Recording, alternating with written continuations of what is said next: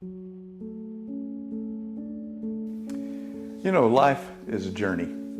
We go through various seasons and experiences that can cause us at times to lose heart. And I want to talk to you about that just for a moment, because it is very easy to give up. But let me tell you my story. It's been riddled with plenty of trials and difficulties and challenges along the way, but an easy way for me to summarize my life is to tell the story of the Good Samaritan. You're probably familiar with that story, but I was very fortunate as a young man. I was born into a home of a preacher man. So I would say that in that story of the Good Samaritan, I began life as the priest and the Levite. I remember in those days, had one way of thinking. I thought I had my life planned out, it figured out. I did all the planning and the praying. So obviously I thought I was ready to go when I launched and left home. I must also admit that I was quite judgmental in that season of my life. Everything fit in a neat little box. It was all black and white, or so I thought. I would see people in ditches, you might say, and I would judge them. I didn't know why they'd gotten in trouble. I couldn't figure that out. Why did their person leave them, their mate? Well, it's because probably they did something wrong. And so that was just my thinking. That's how I came up, not to be judging people, but I only knew one side of the road because I was from the home of a priest and a Levite. And then when you know, in this journey of life, it wasn't long I got married, and marriage lasted 17 years, and then it ended. Well, that was the first time I'd ever experienced loss and tragedy on that level. I remember how hurt and broken, disoriented I was. And would you believe that the priests and Levites that I'd previously been associated with saw me in the ditch and they judged me? I thought, well, blow me down. I didn't know that people that were in ditches, since I didn't know I'd never been acquainted with pain, now I was feeling the pain. And then it occurred to me, not everyone's there by choice. Things happen in life, and things that are beyond our control. We are all free will agents. We can make up our own mind about what we want to do at any time. People are free to do that. At that intersection, I didn't know how. I can say this today in maturity, but I didn't understand that then. I just felt sorry for myself. I was a victim. I deserved better, and so I thought. So I wallowed in that experience for some time. You know, you can get trapped in pain. Things can happen to you in life, and it could end your life. Well, not literally, but emotionally.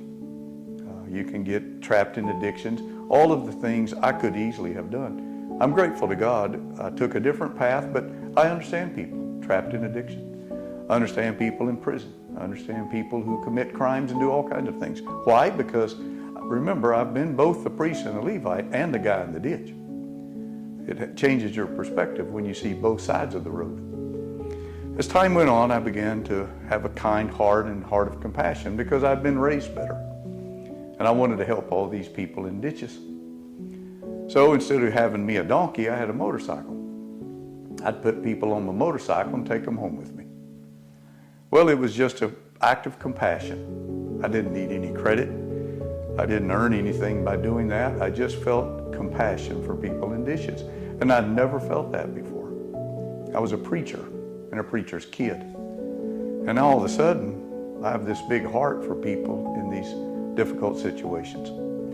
So I did that for several years. I took people in, I kept them at my home, and I waited on them and served them and anything I could do to assist people. And then wouldn't you know, after life continued to go on this journey with me, I discovered that 20 years ago, God called me to start Eagles Nest Ministry.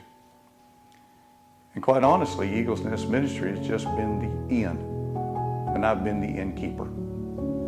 So for the last 20 years, that's how my journey has played out, from priest and Levite to man in the ditch to Good Samaritan to the innkeeper.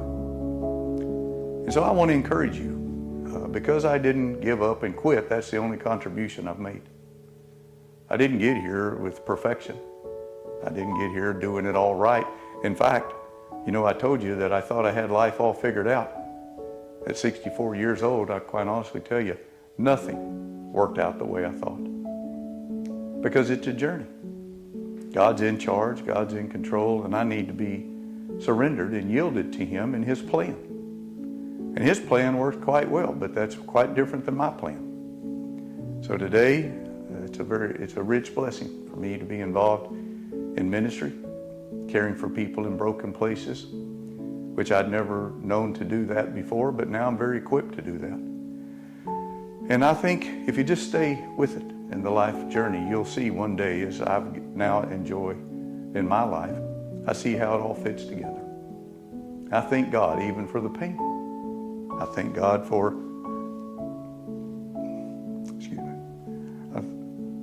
I thank God for divorce. I thank God for incarceration of my daughter, the loss of 2 grandsons, and the loss of my parents. These things have molded and shaped me. They've humbled me. They've broken me. And so, contrary to popular belief about everyone saying that they know God and the way God works, I'd just like to give you something else to think about. I'm not the know-it-all. I'm still living myself. But I have learned that there's purpose in pain. And I would encourage you, don't waste your pain. In that pain, you may find the purpose. But all along was that God take you through something so He could use you in a mighty way. So come on, join me in this race. Stay with it. Get up, dust yourself off. Try again. Who cares? God's not going to be judging us in moments. He gives us a lifetime before He judges us. That's good news. That means there's hope for all those still breathing today. So I want to encourage you in that. Continue in your walk. Follow God faithfully till the bitter end, whatever the situation is. But don't give up and don't lose hope.